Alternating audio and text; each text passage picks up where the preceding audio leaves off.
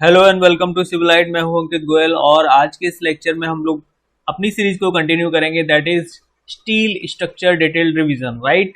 सो आज की हम लोग क्लास में देखेंगे बीम के बारे में। ठीक है, बीम के बारे में, जो स्टील बीम है उसके बारे में जो जरूरी स्टडी है, सारी की सारी चीजें कवर करेंगे। Okay, so before starting the lecture I would like to tell you there is an channel on the telegram that you can join by typing IES civils, और इससे आप ज्वाइन करके और आपको मिलेगा यहाँ पर job notifications, various type of quizzes, civil engineering content, आपकी क्वेरीज सॉल्व होंगी। So you can enjoy the group. Okay, so let's begin with the lecture. So first of all let's discuss the beam. Okay, what are the beams? Beams यहाँ पर जो discuss करेंगे that is on the basis of steel. ठीक है, मैं basic बताऊंगा आपको कि बीम होता क्या है, बट मैं जो यहाँ पर फोकस करूंगा वो स्टील पर फोकस करूंगा, because we are revising here steel structure, right. So first definition है इसका, हॉरिजॉन्टल स्ट्रक्चरल मेंबर। सबसे इंपॉर्टेंट चीज, horizontal structural member with length considerable larger than the cross sectional dimension. इसका जो लेंथ है वो लार्जर होता है as compare to the cross sectional dimension. Are subjected transverse loading. सबसे इंपॉर्टेंट चीज, transverse loading act causing bending और the flexure, जब आप इस मेंबर के ऊपर कोई लोड अप्लाई करोगे, ठीक है, लोड अप्लाई करोगे तो इसके अंदर आएगा बेंडिंग या फिर फ्लेक्सर। ठीक है, ये क्या है इसका? बेंडिंग। यस और नो? ये क्या है इसका? बेंडिंग। ये मैं यहाँ पर इसके ऊपर UDL अप्लाई कर रहा हूँ, राइट, तब ये बेंडिंग शेप देखने को मिलेगी, UDL। तो आपको यहाँ से क्या समझना है? Beam is a flexural member which consist of transverse loading, ठीक है, which is subjected to transverse loading, right, which have length considerable larger than the cross sectional area, and this is the horizontal structural member, right? This is the horizontal structural member. Then you can easily define the beam. Okay, आपसे पूछा जाए beam क्या होता है, okay, तो you can answer accordingly, right? Now हम लोग steel में दो तरह की बीम पढ़ते हैं, that first one is laterally supported beam और second one is laterally unsupported beam.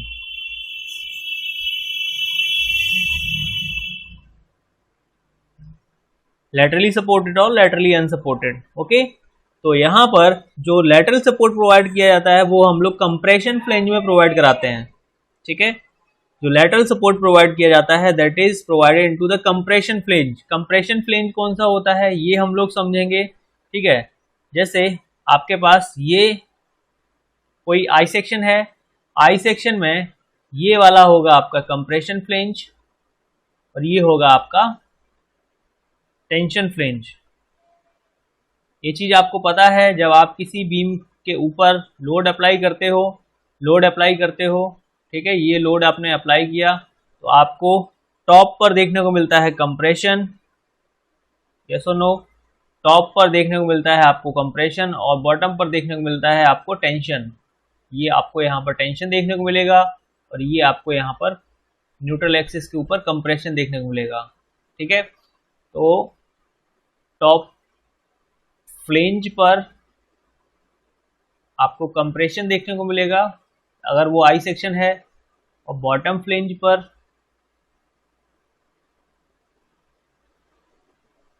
आपको टेंशन देखने को मिलेगा। क्लियर? तो इतनी बात हमने समझ ली है। Now coming to the next, laterally supported beam. Laterally support का मतलब क्या है? देखो, इसको लैटरली मतलब लैटरल डायरेक्शन में, लैटरल डायरेक्शन कौन सा होता है?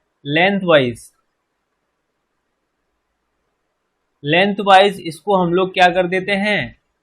सपोर्ट प्रोवाइड कर देते हैं। यहां पर सिंपली हमने जो आपका फ्लेंज है, कंप्रेशन फ्लेंज है, मैंने आपको बताया था कंप्रेशन फ्लेंज में हम लोग लैटरल सपोर्ट प्रोवाइड कराते हैं, तो कंप्रेशन फ्लेंज को हम लोग जैम कर देंगे इन द कंक्रीट में हम लोग इसको जैम कर देंगे, तो ये जो सपोर्ट होगा ये आपका फिक्स हो जाएगा। येस और नो? ये जो कंप्रेशन फ्लेंज है, कंप्रेशन फ्लेंज क्या हो जाएगा? That will fix. अब ये मूव नहीं करेगा। क्यों मूव नहीं करेगा? देखिए हमारे पास प्रॉब्लम क्या था, प्रॉब्लम के बारे में हम लोग अभी देखेंगे, ठीक है। तो ये देखिए यहाँ पर द प्रॉब्लम इज दैट कि जब हम लोड अप्लाई कर रहे हैं इसके ऊपर, इस स्ट्रक्चर के ऊपर लोड अप्लाई कर रहे हैं, तो आपको एक मूवमेंट कॉज होता हुआ दिख रहा होगा, दैट मूवमेंट इज MED, ठीक है। MED is the movement here. अब मूवमेंट अप्लाई होगा तो ये यहाँ पर लैटरल डिफ्लेक्शन कॉज होगा, लैटरल डिफ्लेक्शन कॉज होगा, ओके। और इसी के साथ साथ आपको एक टॉर्जनल डिफ्लेक्शन देखने को मिलेगा, ठीक है। दो चीजें देखने को मिलेगी, lateral deflection and the torsional deflection, clear. So तो ये जो लैटरल डिफ्लेक्शन है इसी को अवॉइड करने के लिए हम लोग, लैटरल डिफ्लेक्शन कौन सा है, दिस वन, ठीक है। और टॉर्जनल डिफ्लेक्शन भी देखने को मिलेगा, ये अपने एक्सिस से कुछ इस डायरेक्शन में मूव कर जाएगा, राइट, ठीक है। ये यहाँ पर torsional deflection due to torsion यहाँ पर क्रिएट हो रहा है। तो मैं एक एक चीज डिटेल में डिस्कस करूंगा। यहाँ पर ये समझ लो कि ये हमने कंप्रेशन फ्लेंज को फिक्स कर दिया, अब ये मूव नहीं करेगा, अब ये मूव नहीं करेगा। ये किधर मूव नहीं करेगा, लैटरल डायरेक्शन में मूव नहीं करेगा, लैटरल डायरेक्शन मूव नहीं करेगा, क्लियर है। लैटरल डायरेक्शन मूव ना करने के लिए हमने इसको क्या बोल दिया, लैटरली सपोर्टेड बीम बोल दिया, ओके। यस और नो, लैटरल डायरेक्शन मूव नहीं करेगा। मतलब ये है कि यहाँ पर कोई एक आई सेक्शन है, इस आई सेक्शन के ऊपर अगर आप लोड लगा रहे हो तो ये कुछ इस तरह से टेंडेंसी रखता है अपनी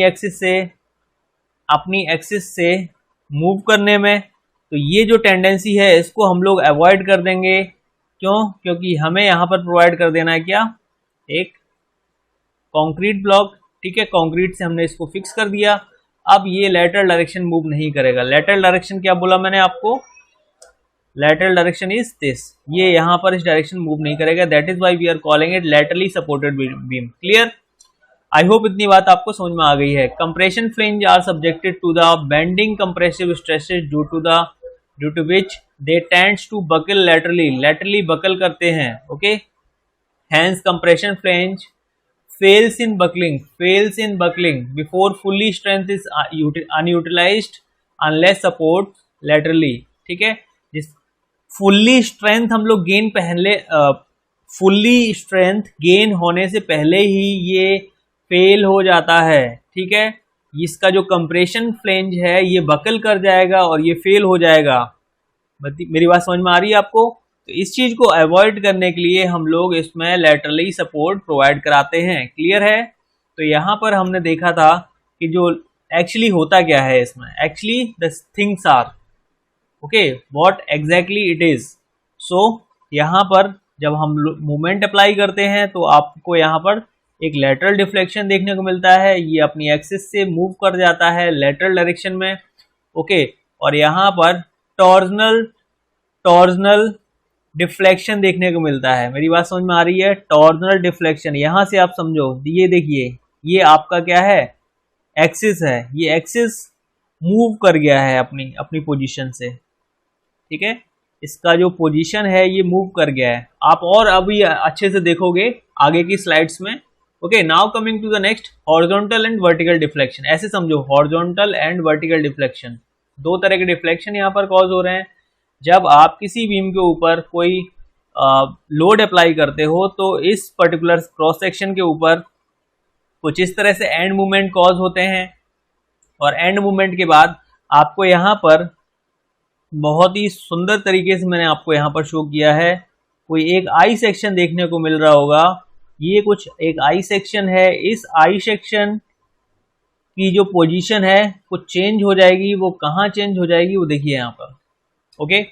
अब ये जब आपने लोड नहीं लगाया है तब ये पोजीशन है, ठीक है,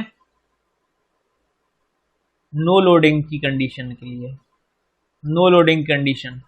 जब आपने लोडिंग लगा दी है, ठीक है, तब आपको ये कुछ इस तरह से पोजीशन देखने को मिलेगी। तो यहां से आपने क्या देखा, यहां से आपने देखा कि यहां पर एक लैटरल मूवमेंट हुआ है और यहां पर एक टॉर्जनल मूवमेंट हुआ है, ठीक है, टॉर्जनल डिफ्लेक्शन कॉज हुआ है। ये अपनी एक्सिस से कुछ डिफ्लेक्ट होकर के दूसरी एक्सिस में आ गया है, इसलिए ये अनसिमेट्रिक कॉज करेगा। और अनसिमेट्रिक लोड तो लग ही रहा है, लोड की वजह से मूवमेंट तो आ ही रहा है यहाँ पर। तो इन दैट वे आप यहाँ पर एक टॉर्जनल इफेक्ट देखोगे, और इस टॉर्जनल इफेक्ट की वजह से आपको एक टॉर्जनल बकलिंग देखने को मिलेगी, जो कि आप ये यहाँ पर देख रहे हो, टॉर्जनल बकलिंग। ठीक है, टॉर्जनल डिफ्लेक्शन कॉज होगा, टॉर्जनल डिफ्लेक्शन कॉज होगा, उसके बाद यहाँ पर टॉर्जनल बकलिंग कॉज होगी। ठीक है, तो इस टॉर्जनल बकलिंग को हम लोग लैटरल डायरेक्शन में जो कि कॉज हो रही है, तो इसको हम बोलते हैं लैटरल टॉर्जनल बकलिंग।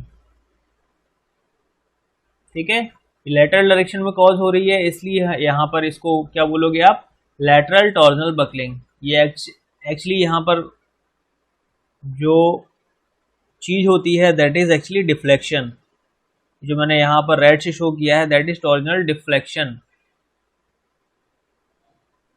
ठीक है, this is deflection. Clear everyone? So now coming to the next slide, on site examples of the lateral torsional buckling. Lateral torsional buckling क्या है, ये आप समझ सकते हो। जब यहाँ पर लोड अप्लाई होता है, और लोड अप्लाई होने के बाद ये जो गर्डर है, ये जो आपका बीम है, इसकी हालत कुछ इस तरह से हो जाती है। ठीक है, जब आपका बीम है, इसके ऊपर लोड अप्लाई होता है। ठीक है, तो आप यहाँ पे क्या करोगे, इसके लिए आप यहाँ पर जो इसका जो कंप्रेशन फ्लेंज है, कंप्रेशन फ्लेंज होगा आई सेक्शन का, मैं क्या बता रहा हूँ आपको, इसका कंप्रेशन फ्लेंज जो होगा आई सेक्शन का, इसको आप फिक्स कर दोगे एक कंक्रीट ब्लॉक के साथ, तो यहाँ पर ये जो लैटरल टॉर्जनल बकलिंग है ये नहीं होगी। ठीक है, और इससे हम लोग इसको लैटरल टॉर्जनल बकलिंग को प्रिवेंट कर सकते हैं। एक्चुअली यहाँ पर जब आई सेक्शन प्रोवाइड कराते हो, तो आई सेक्शन के ऊपर आप यहाँ प्रोवाइड कराते हो शियर की। कुछ इस तरह से आपने देखा होगा कि कुछ metal pieces, metal rods connected होते हैं, और ये होते हैं आपके शियर की। ठीक है, शियर की, और ये शियर की जब आप कंक्रीट ब्लॉक प्रोवाइड कराते हो यहाँ पर, तो उसको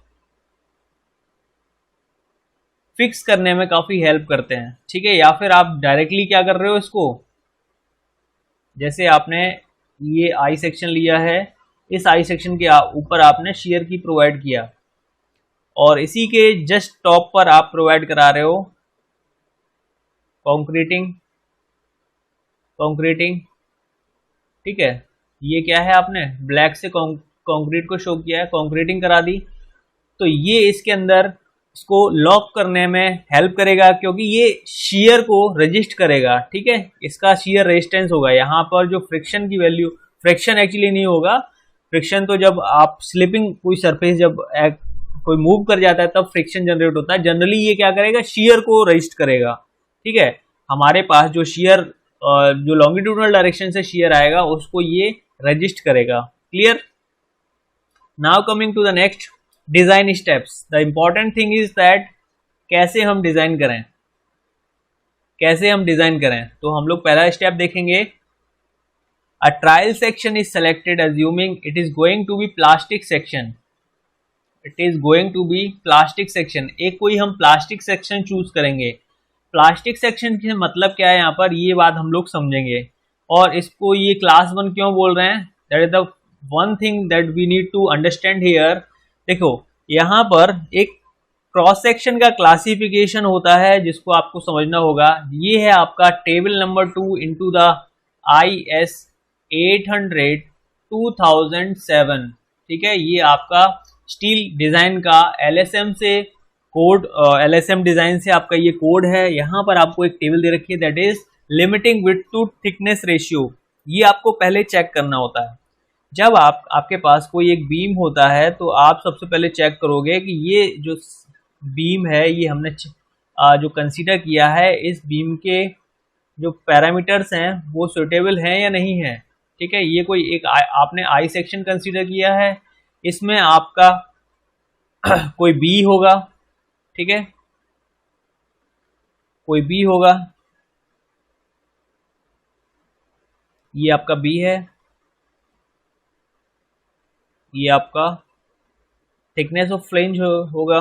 ठीक है, तो आप क्या करोगे, इसको पहले सबसे पहले चेक करोगे क्लास 1, क्लास 2 और क्लास 3 के लिए। जनरली हम लोग डिज़ाइन करते हैं तो हम क्लास 1 के लिए चेक करते हैं, क्योंकि हमारा जो एक्सपीरियंस है वो ये कहता है कि हमें क्लास 1 के लिए ही डिज़ाइन करना चाहिए, उसी में सेक्शन हमारा सेफ आता है।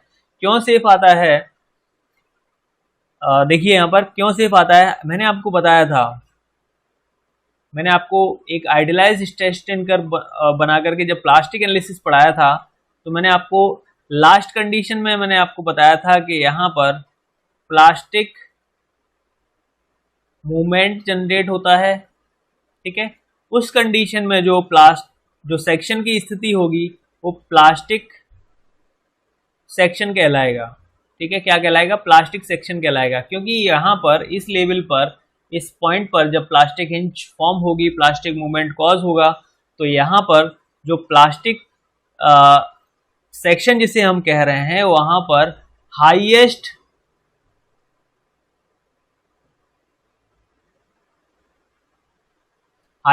स्ट्रेस जोन क्रिएट हो चुका होगा। ठीक है, इस पूरे एरिया में हाईएस्ट स्ट्रेस जोन क्रिएट हो चुका होगा और यहाँ पर यील्ड कर चुके होंगे सारे फाइबर्स, यील्डिंग ऑफ फाइबर्स हो चुकी होगी। ठीक है, ये बात आपको समझ में आ गई होगी। तो हमें जो सबसे ज़्यादा सेफ देखने को मिलता है दैट प्लास्टिक सेक्शन, क्योंकि यहाँ पर जो स्ट्रेन है वो स्ट्रेन हाईएस्ट होता है, हाईएस्ट स्ट्रेन देखने को मिलता है। हाईएस्ट स्ट्रेन का मतलब यहाँ पर क्या है, आपको जो मैक्सिमम वैल्यू ऑफ डिफ्लेक्शन देखने को मिलती है। ओके, यहाँ पर हम लोग मैक्सिमम स्ट्रेंथ स्टील की यूटिलाइज कर पाते हैं, ऑफ स्टील मेंबर यूटिलाइज्ड। ठीक है, maximum strength of the steel member utilize इस प्लास्टिक सेक्शन में, राइट। तो हम लोग चेक करेंगे 9.4 एप्सिलॉन। एप्सिलॉन का वैल्यू जनरली होता है epsilon equal to under root of 250 upon F Y. ठीक है, एफ वाई की वैल्यू भी हमारी लगभग 250 ही होती है in the most of cases. तो आपकी एप्सिलॉन की वैल्यू 1 आती है।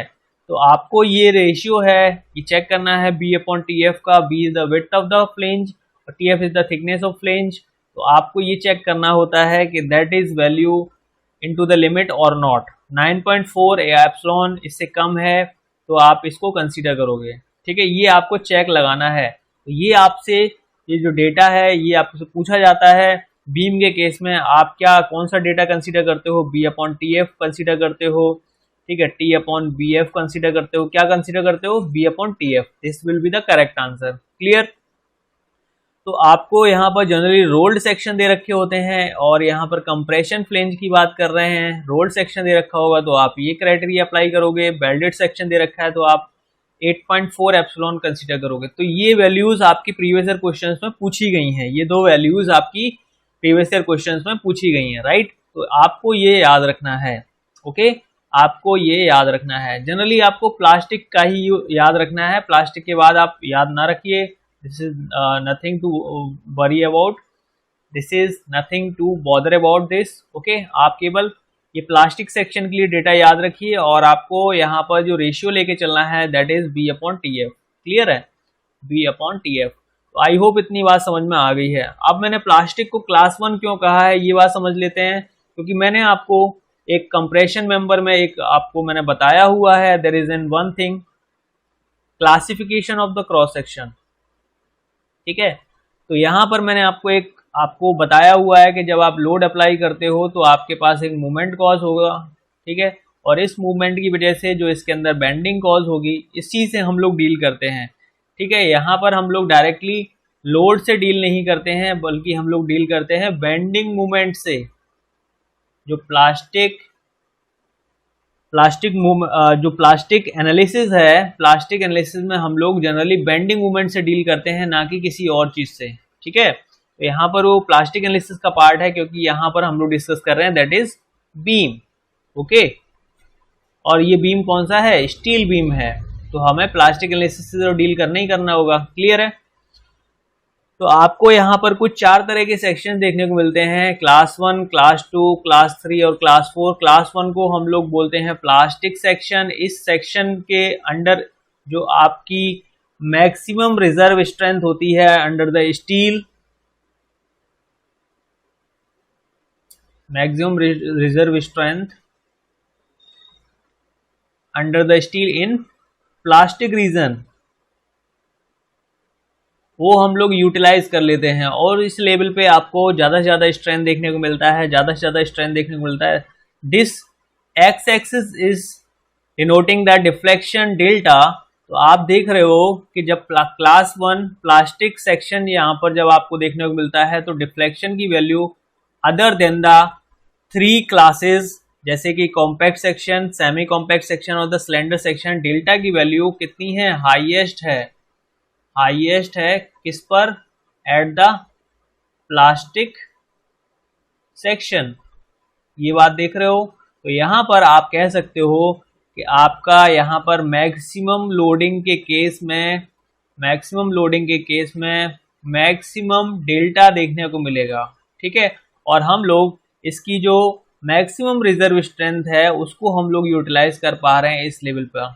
तो ये हमारे लिए क्या है, बहुत ज़्यादा बेनिफिशियल चीज़ है। इसलिए हम लोग बीम के केस में प्लास्टिक सेक्शन के लिए डिज़ाइन करते हैं, that is for the class 1।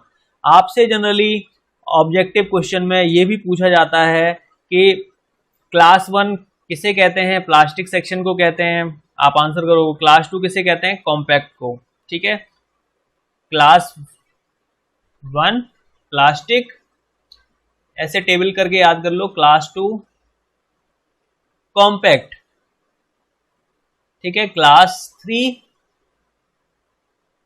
Semi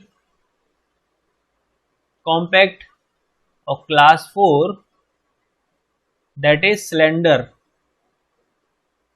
ठीक है, दैट इज सिलेंडर। तो सबसे ज्यादा कम होता है दैट इज सिलेंडर, मिनिमम जिसे कह सकते हो, ठीक है। और जिसे आप मैक्सिमम कंडीशन में बोलोगे दैट इज प्लास्टिक, जो कि आपको पता है। तो सिलेंडर याद रखोगे तो सिलेंडर सेक्शन आपको सबसे कम लोड पर आपको मिलता है, इसलिए इसका हम लोग यूज नहीं करते हैं। सिलेंडर सेक्शन जनरली doesn't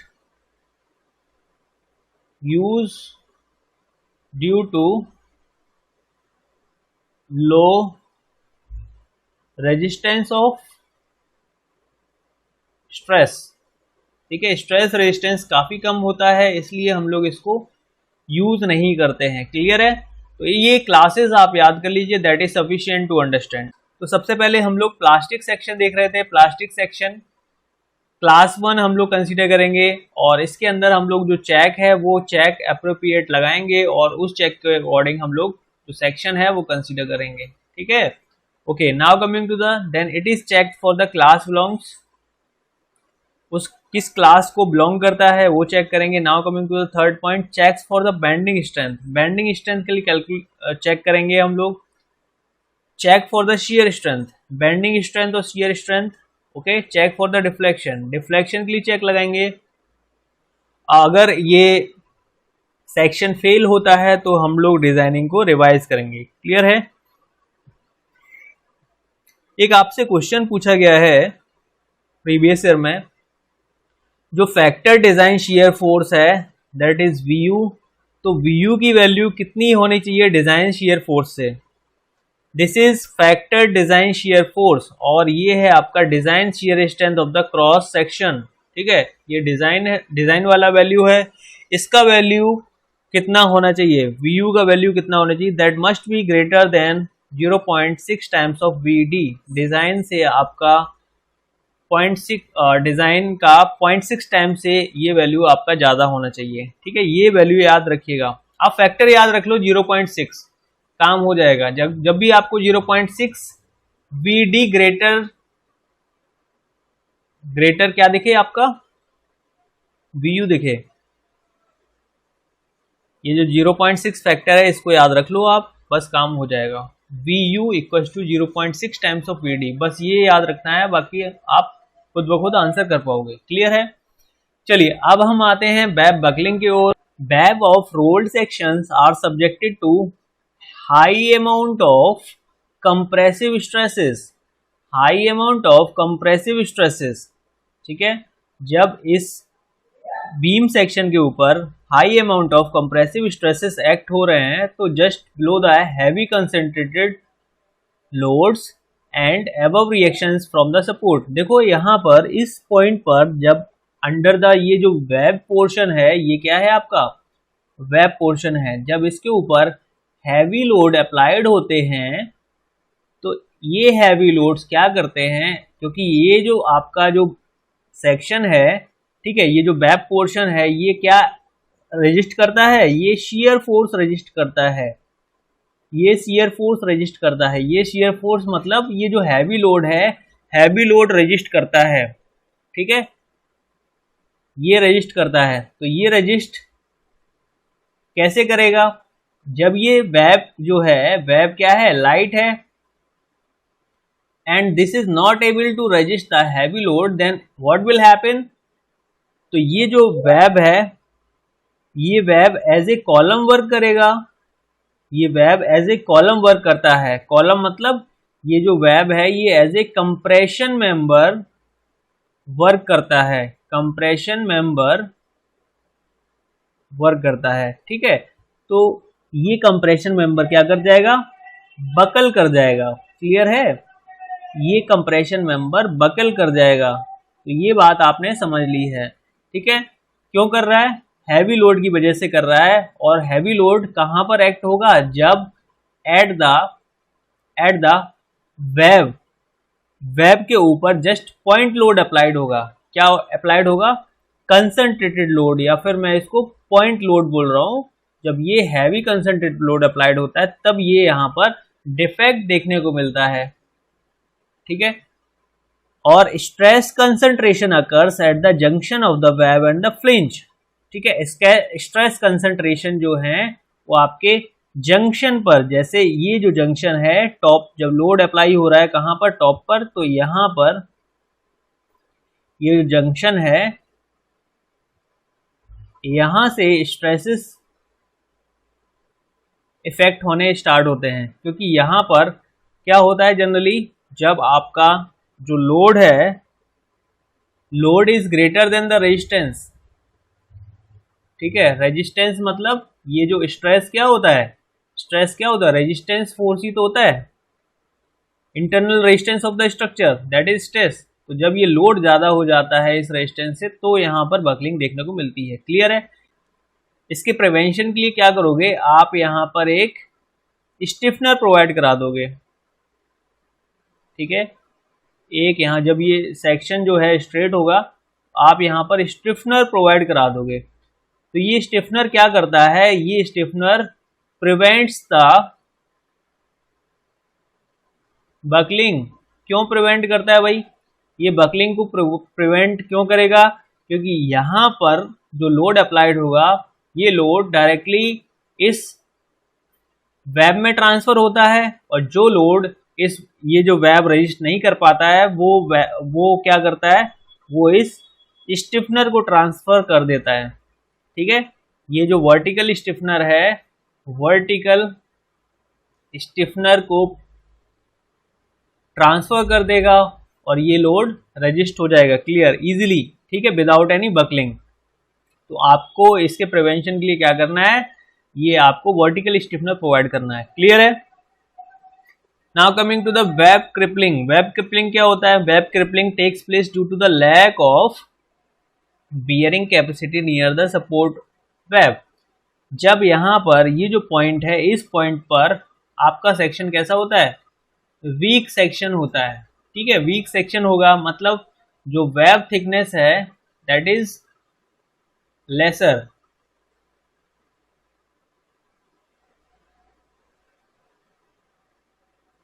तब यहां पर एट द जंक्शन ऑफ ये जो वेब है, यहां पर आपका वेब क्रिपलिंग हो जाएगा, वेब क्रिपल कर जाएगा। ठीक है, ये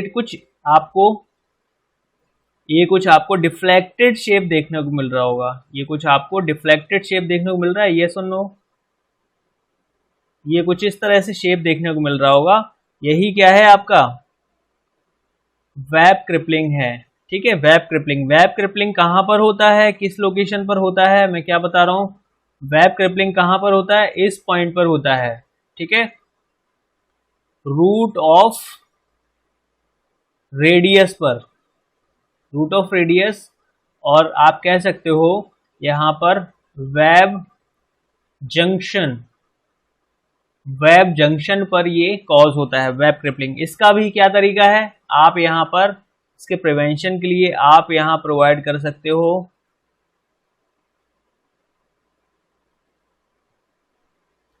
वर्टिकल स्टिफनर्स।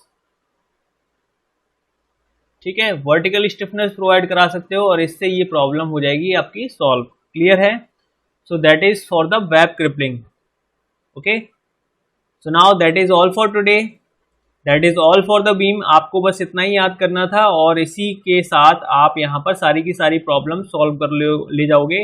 ये जो जितना डेटा था दैट इज इम्पॉर्टेंट, और खास तौर पे वेब बकलिंग और वेब क्रिपलिंग याद रखिएगा कि ये किस कॉज की वजह से यहाँ पर जनरेट होते हैं। ओके, तो इसका कॉज आपको जानना जरूरी है। That is all for today, thank you very much. सबसे इम्पॉर्टेंट चीज आपको थैंक यू बोलूंगा, thank you for listening, and please like the session, share this video and subscribe, this is very important. आपको मेरे क्लासेस के notification चाहिए तो आप इसको सब्सक्राइब जरूर करें। Thank you, bye bye.